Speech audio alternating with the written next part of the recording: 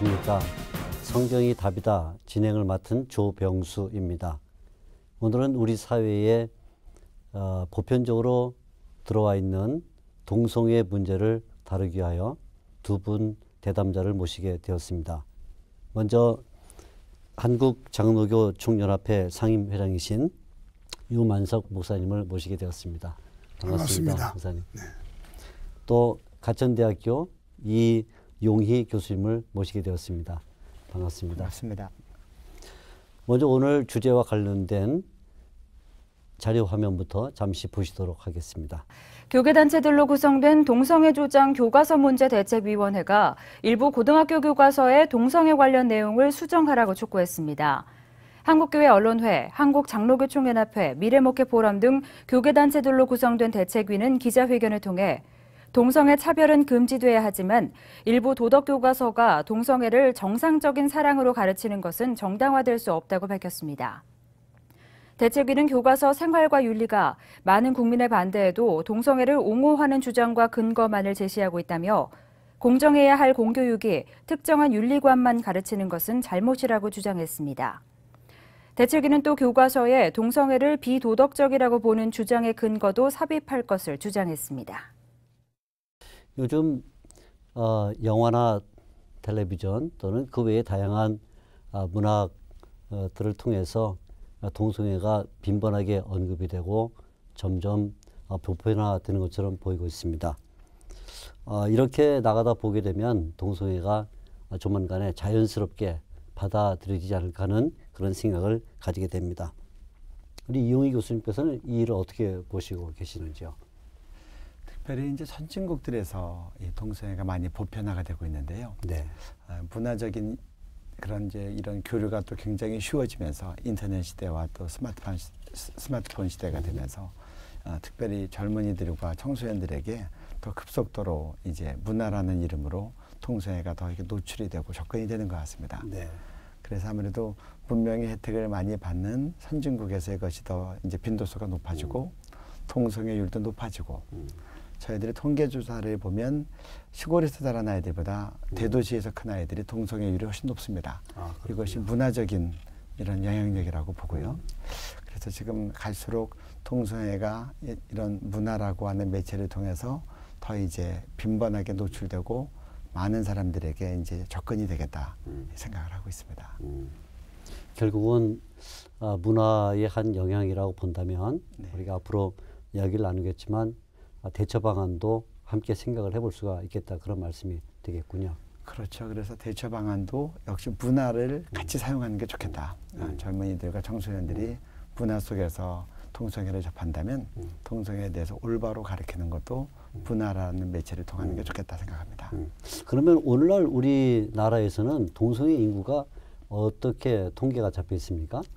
사실 우리나라에서 지금 동성애 인구를 구체적으로 이야기하기는 매우 어렵습니다. 네. 아직까지 이제 우리나라 사회가 동성애자들이 다 카밍아웃을 안 하고 또 이렇게 또 적극적으로 조사하기도 좀 쉽지가 않고 서울대병원에서 한번 조사된 자료가 나온 적이 있는데 그거는 네. 이제 숫자가 아주 낮게 나왔었고 그렇군요. 예.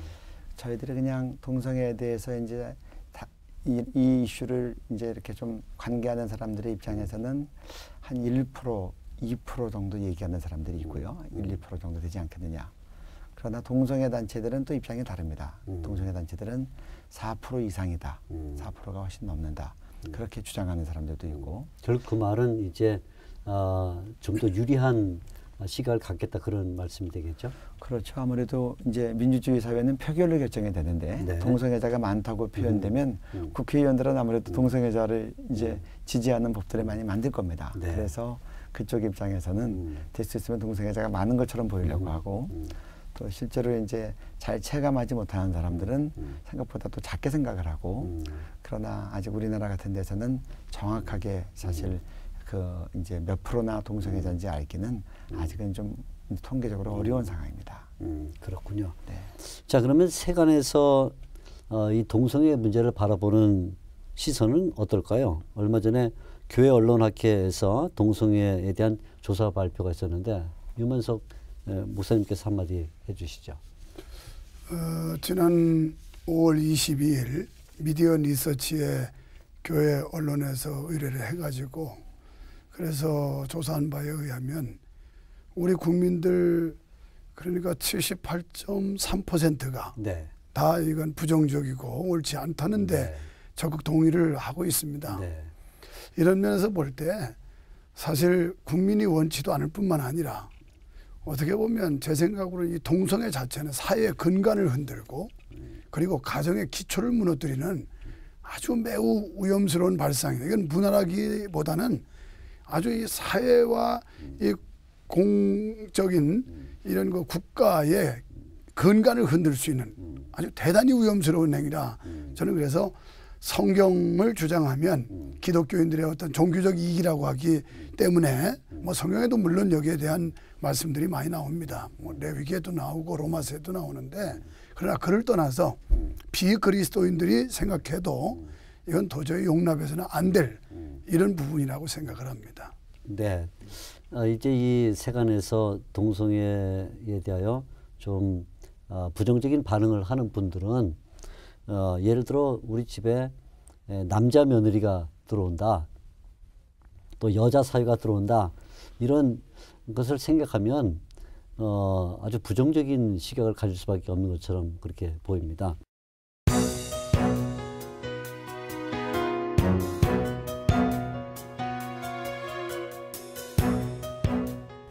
자, 그렇다면 우리가 좀 이야기를 바꿔서 세간에서 그렇게 보고 있는 것인데 성경에서는 이 동성애 문제가 어떻게 나타나고 있을까요? 우리 목사님 한번 다시 말씀해 주실 수 있을까요?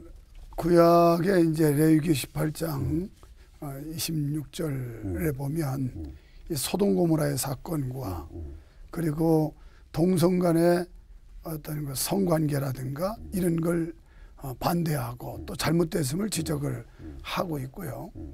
또 로마서 1장 26절로 27절에 보아도 그 이성이 아닌 동성 간의 옳지 못한 이 관계들 네. 여기에 대해서 잘못됐음을 지적하고 있기 때문에 성경은 당연히 네. 동성애가 잘못됐다는 걸 네. 우리에게 가르치고 있죠. 네, 제가 알기로는 이제 사도 바울도 고린도전서 6장 9절이나 이런 구절에 보면 여러 가지 그 범죄 행위들을 열거하는 중에 남색, 우리말로 이제 남색이라 이렇게 번역됐는데 그런 자들은 하나님의 나라를 유업으로 받지 못한다. 이런 아주 엄중한 말씀을 한 것으로 기억이 되고 있습니다. 자, 그렇다면 이제 동성애라는 것은 그야말로 같은 성끼리 사랑을 나누는 것을 이제 동성애 이렇게 말한다면 이제 그 결론이 사랑을 나누다가 결혼으로 갈 수가 있게 되는데 그럼 동성 결혼이라 우리가 말할 수 있지 않겠습니까? 그러면 성경에서는 동성애 외에 동성 결혼에 대해서는 또 어떻게 말하고 있는지 이용 교수님 말씀해 주시죠. 예수님도 신약성경 마태복음 19장 4절 5절에 보면 그 남자가 그 부모를 떠나서 네. 아내와 합하여 네. 한 몸을 이룬다고 되어 있거든요. 그래서 결혼에 대해서 남성과 여성의 그 결혼으로 성경은 정의하고 있습니다. 또 이렇게 남성과 여성이 결혼을 할 때 생육하고 번성해서 자녀를 낳아서 계속해서 땅에 충만할 수 있다고 네. 그렇게 이제 성경은 남성과 여성의 결혼으로 이렇게 정의를 하고 있죠. 네. 결혼 그러면 이제 남성과 여성 결혼이라는 것이 우리가 통념적으로 가지고 있는 생각인데 동성 결혼이라는 것은 남자 대 남자의 결혼, 네. 또 여자 대 여자의 결혼 이렇게 네. 말하고 있는 것이 되겠죠. 성경이 이에 대하여 이제 창세기에서도 분명히 반대하고 있고 또 예수님은 이제 그것을 들어서 네. 말씀하고 있다는 점에서 성경적 근거는 확실하게 된 것처럼 이렇게 보입니다.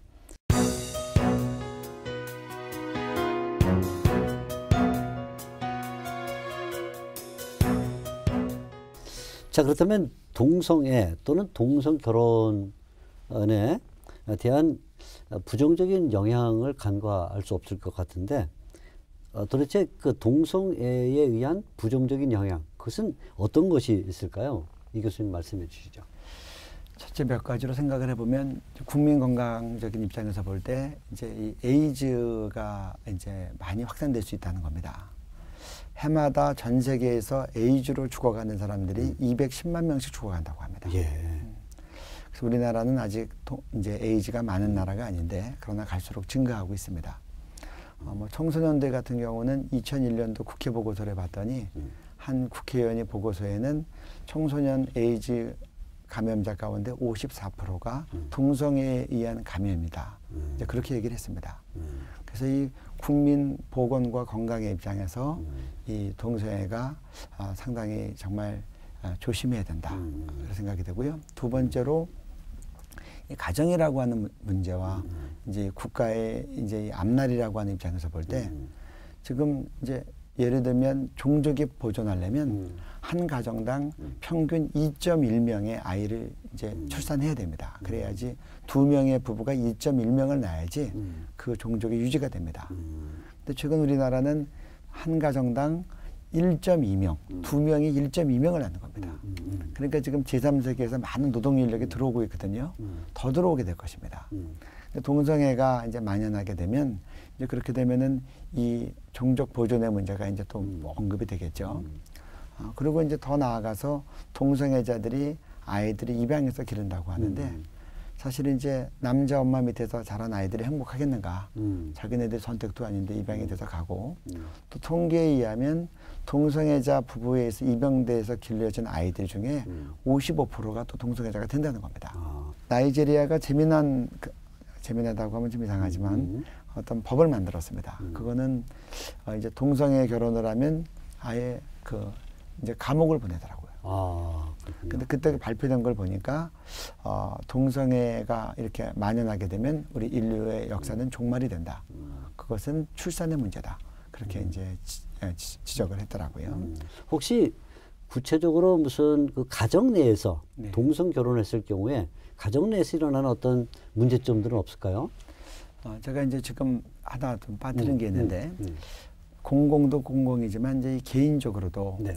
이제 게이들 같은 경우는 평균 수명이 한 25년에서 30년 정도가 짧은 걸로 나와 있습니다. 예. 그러니까 개인의 수명을 이제 현저하게 단축시킵니다. 게이들 같은 경우는.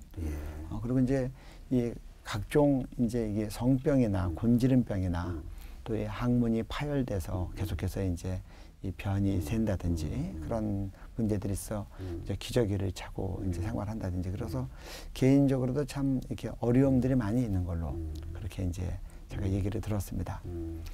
그리고 이제 동성애 같은 경우에 사실 동성애 커플들이 롱런하지 못하는 것이 통계입니다. 그래서 이제 일반 이성 간의 커플에 비해서 그 동성애자들의 커플이 굉장히 빈도수가 높게 이제 깨지고 실제로 동성애자들의 그 성 파트너가 보통 일반 이성 간의 그 성관계를 가는 사람들보다 뭐 성 파트너가 뭐 심한 경우에는 뭐 몇십 배 그리고 보통 한 4배에서 6배가 더 많다. 그렇게들 이제 통계가 나온 것이 있어서 유 목사님께서는 이 동성애가 어떤 부정적인 영향을 미친다고 생각을 하시는가요?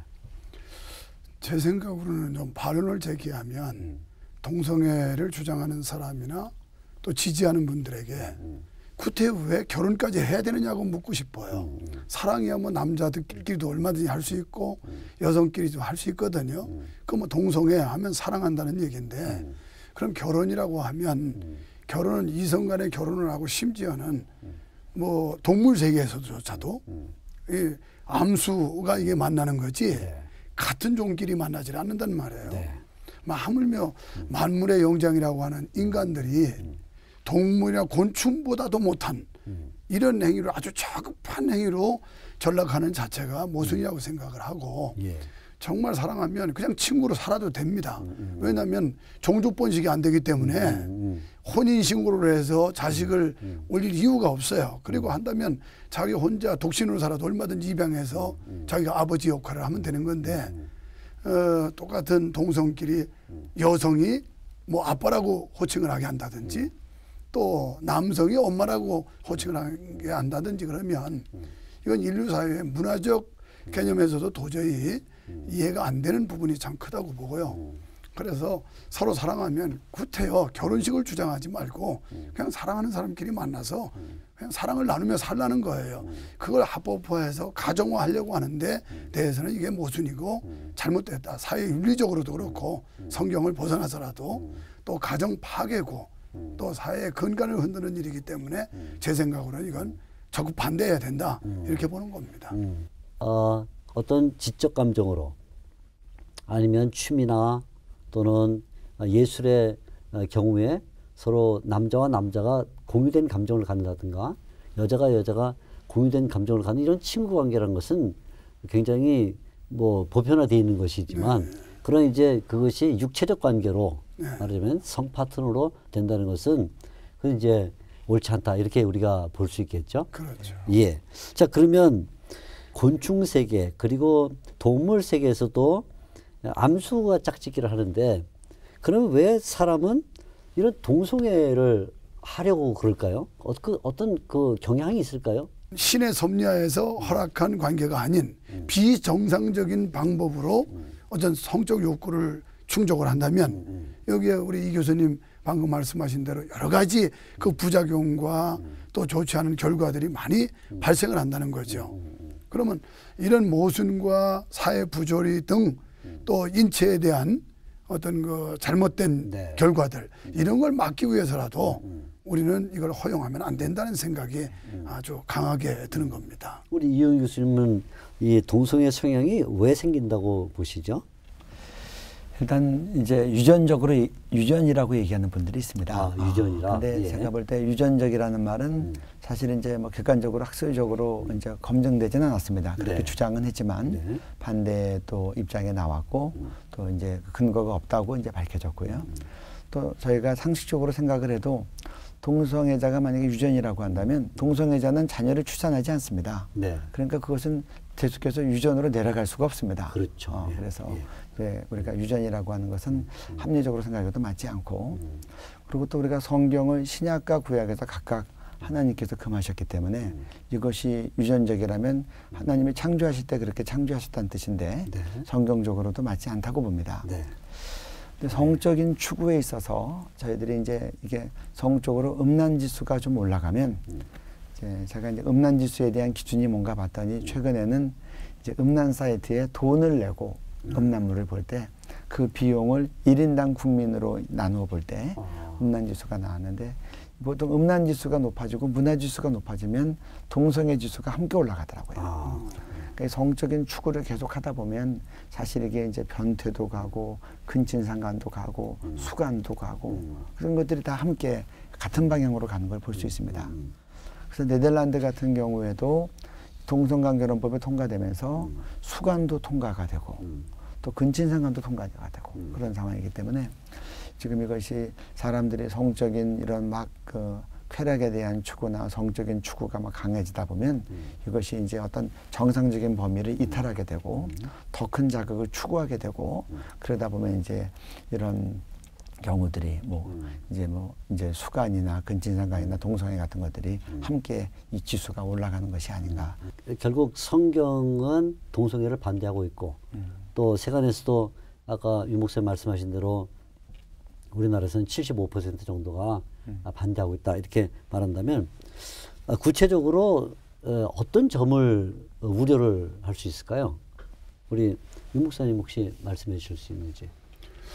이미 말씀드렸습니다만은 뭐 사회 기초 단위는 가정에서부터 시작되지 않습니까? 그렇죠. 물론 뭐 2사람 이상이 있으면 사회라고 말할 수 있지만 그 가정이 사회의 기초라고 봐요. 그러면 가정의 원리는 이제 남자와 여자가 만나서 부부를 이루게 되고 그 부부 속에서 자녀를 생산해서 이제 자녀가 종족 번식이 되면서 가정이라는 이 최초 단위가 이루어지면서 결국 이 가정들이 모여서 사회가 되는 겁니다.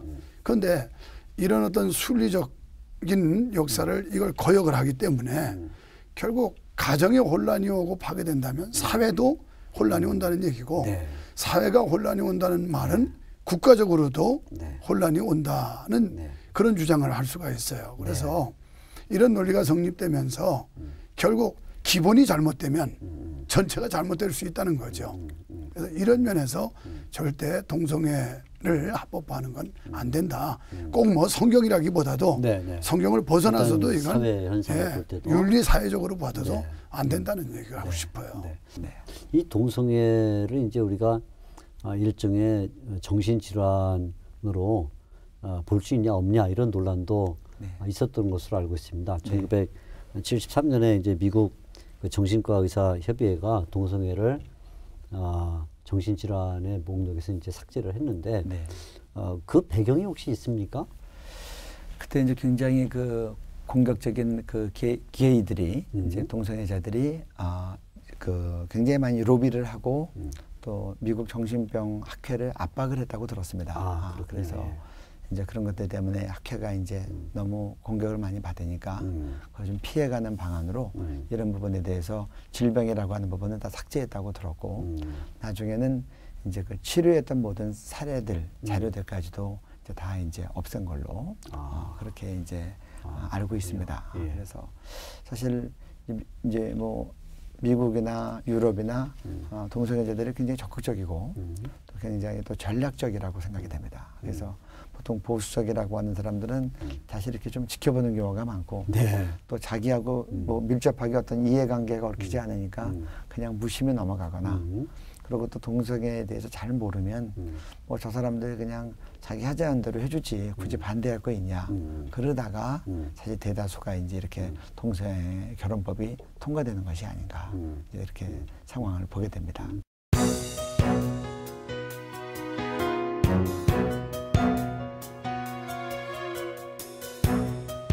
지금 미국의 경우는 이미 주로 말하면 12주가 동성애를 합법화한 상태이고 이제 곧 8월 달에 캘리포니아주가 합법화 과정을 들어가게 되는 것으로 알고 있는데 그러면 미국의 경우는 13주가 되는 것이 되겠죠.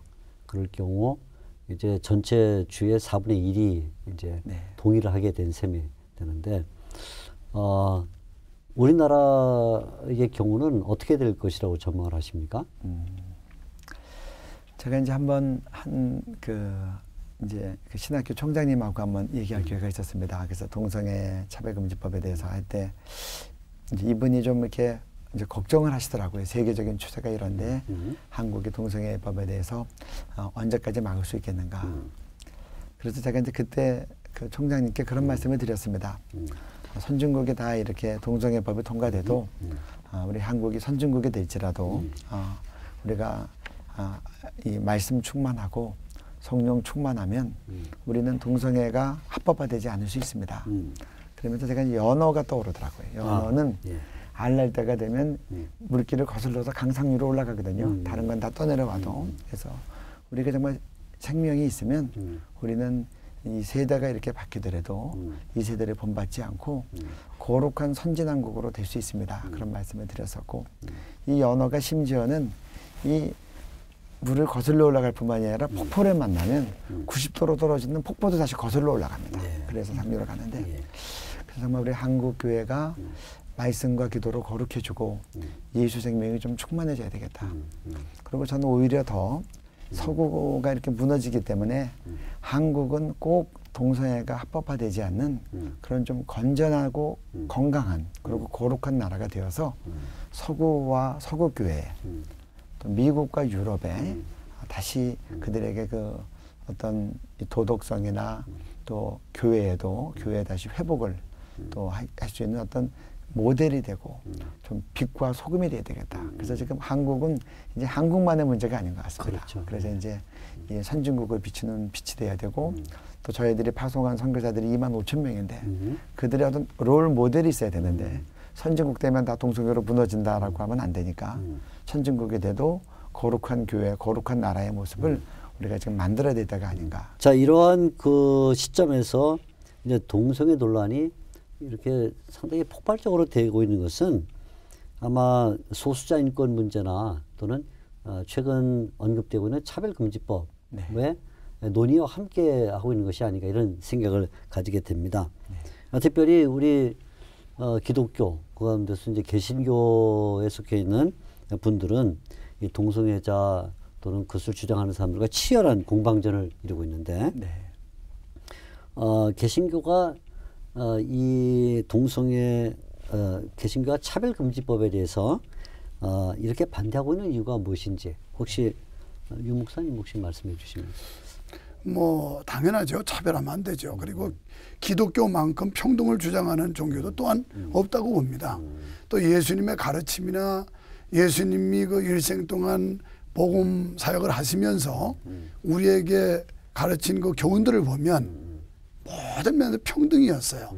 가진 자 그리고 갖지 못한 자, 또 정상적인 자와 비정상적인 자, 남녀노소, 빈부귀천 따질 거 없이 모든 사람들, 오히려 예수님은 힘든 분들에게도 관심을 갖고 소외계층에 대해서 더 가까이 다가갔던 분이 그랬죠. 예수님이거든요. 예, 그렇습니다. 이런 면에서 기독교는 차별금지를 절대 뭐 기독교적 신앙에서 반대하는 게 아니고, 예.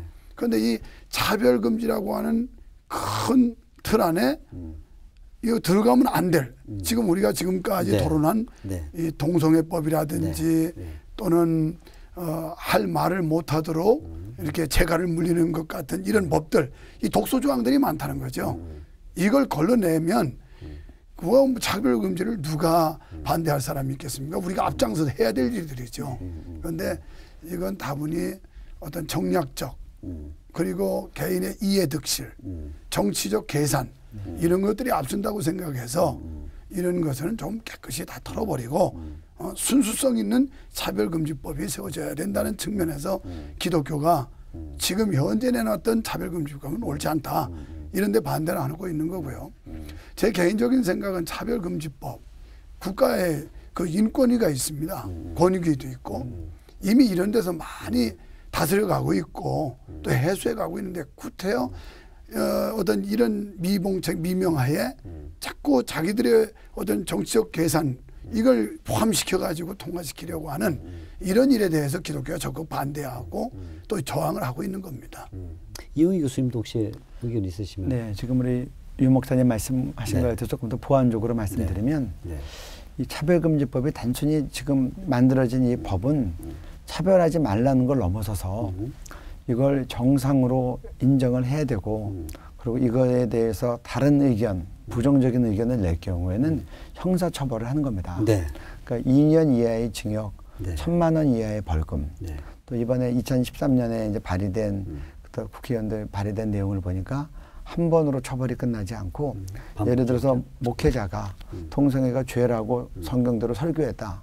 한 번 처벌을 하는 겁니다. 처벌받고 나서 또 계속 또 하면은 500만 원씩 6번까지 또 벌금을 부과할 수 있는 겁니다.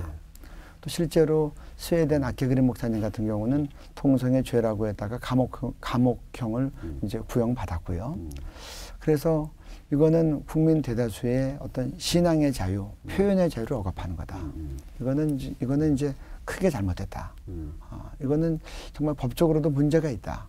그래서 이런 부분에서 모든 사람이 어떤 거에 대해서 나는 좋게 생각할 수도 있고 나쁘게 생각할 수도 있고 그렇죠. 그것을 표현할 수도 있는 것이 그것이 이제 바른 민주주의의 어떤 자유에 대한 국민들의 권리라고 하는데 국민의 기본권 그러니까 성소수자들 감정적으로 상하지 않게 하기 위해서 국민 대다수를 역차별하는 상황이 되는 겁니다.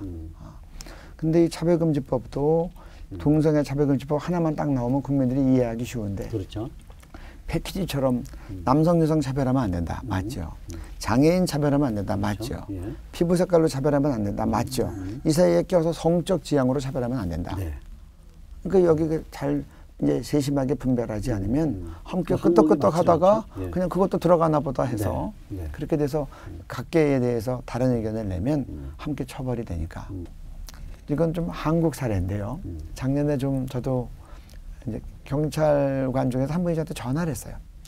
우리나라에서 동성애자가 결혼식을 하겠다고 모 장로교회에 결혼식 사용을 신청을 한 겁니다. 근데 그 교회 당회에서 거절을 한 겁니다. 동성애 결혼이기 때문에. 이분들이 경찰에 고발을 한 겁니다. 그때 차별금지법에 대해서 이분이 알기 위해서 경찰관이 저한테 전화를 했더라고요.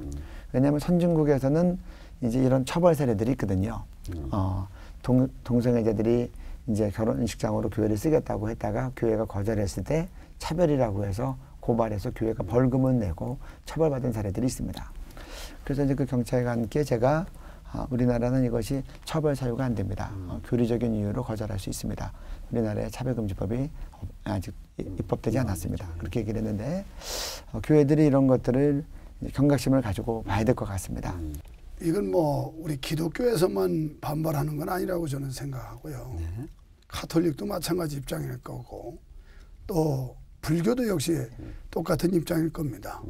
그렇다고 그러면 우리 한국의 최대 종교들이 모두 다 여기에 동의를 하지 않고 예. 뿐만 아니라 국민들도 마찬가지 입장이라고 생각을 하는데 흔히 이건 내 직접적인 일이 아니니까 또 내 가정 일이 아니니까 뭐 그리고 극소수의 몇 사람이니까 이렇게 방심하거나 외면하는 경우가 참 많이 있는 것 같습니다. 그래서 이런 일을 우리 한국교회 성도들도 경각심을 갖도록 해주는 게 필요하겠고 또 전 국민적으로 우선 당장은 내게 닥친 일이 상황이 아니지만 그러나 우리도 그런 상황을 만날 수 있다라고 하는 가능성을 전제하면서 대대적으로 국민적 어떤 의식 전환 그리고 관심을 더 높이는 쪽으로 그래서 연대해 가는 것이 절대적으로 필요하다고 저는 생각합니다. 예, 아주 그 좋은 방안을 먼저 하나 말씀해 주셨는데 아마 이 문제는 범사회적인 문제이기 때문에 네.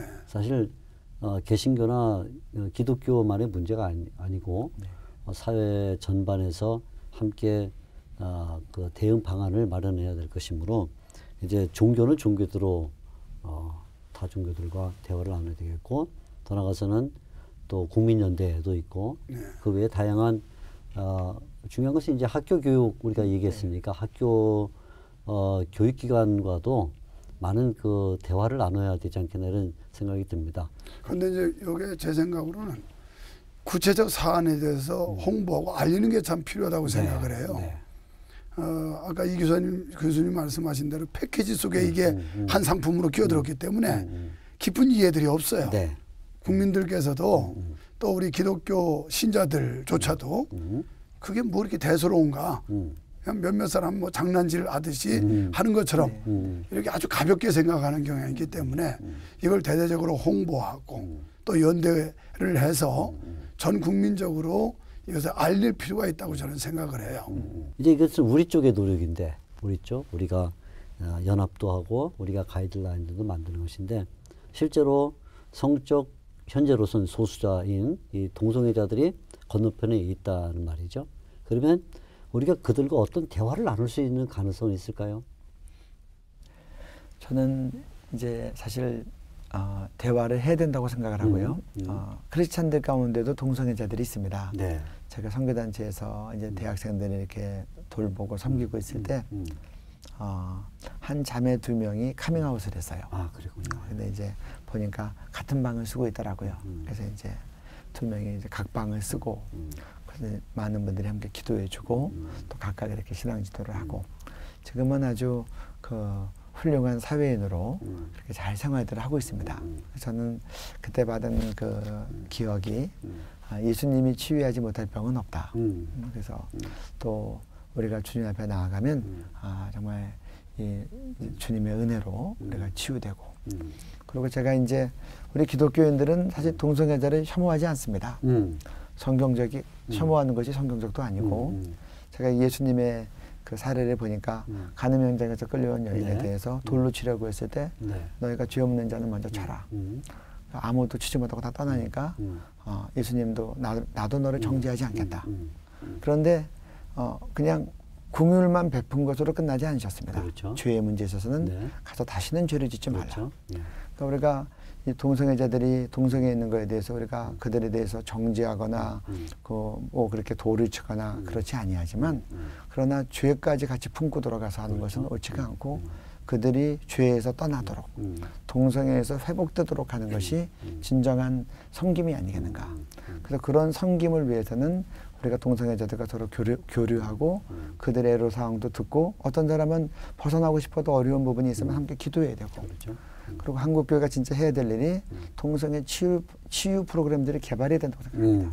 동성애자는 안 된다고만 얘기하지 말고 동성애자들이 와서 이제 치유될 수 있고 또 동성애 성향이 느끼는 사람들에게 대해서 우리 그런 교회에서도 그렇고 바깥 사람들에게 대해서도 그렇고 그들에게 좋은 가이드라인을 주고 상담을 해줄 수 있고 필요하면 합숙훈련도 하고 또 출퇴근하면서 교육도 받을 수 있고 일정 기간 동안 돌보아주기도 하고 그런 것들을 위해서 마땅히 우리가 하지 않으면 저희는 사회를 향해서 합당히 섬기지 않으면서 우리의 목소리만 내는 자가 될 수 있습니다. 결국 동성애자들을 바라보는 우리의 시각이 늘 정죄하는 시각, 또 관계는 단절돼 있고 그러면서 어떤 관계 개선이라든가 그들과 대화하려는 그 노력은 전혀 안 해오지 않았나 이런 그 우려가 있습니다. 그래서 이 대응책 가운데 하나는 대처 방법은 연합도 우리는 해야 되고 또 이런 홍보 활동도 해야 되고 하는 우리 쪽의 노력과 함께 또 그들과의 관계를 쌓아가고 또 그들에게 어떤 치유할 수 있는 방법을 제시해 준다면 훨씬 더 적극적이지 않겠나 이런 생각을 가지게 됩니다. 지금까지 들은 말씀에 의하면 동성애가 건강이나 또는 사회윤리 그 외에도 가정, 교육 등등의 많은 문제를 일으킬 수 있다는 그런 우리가 대화를 나눴습니다.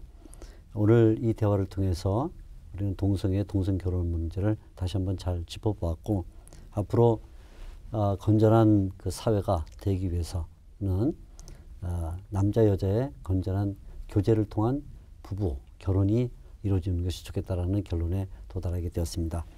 오늘 장시간 동안 어려운 주제를 가지고 귀한 말씀을 전해주신 두 분 목사님께 감사를 드립니다. 또 오늘 이 시청을 통해서 동성애와 그리고 동성 결혼 문제에 대한 답을 들으신 여러분들도 진심으로 감사하게 생각을 합니다. 앞으로도 계속 우리 프로그램을 시청해 주셔서 좋은 내용을 많이 배울 수 있는 시간이 되었으면 좋겠습니다. 다시 한번 두 분께 감사를 드립니다. 감사합니다. 수고하셨습니다.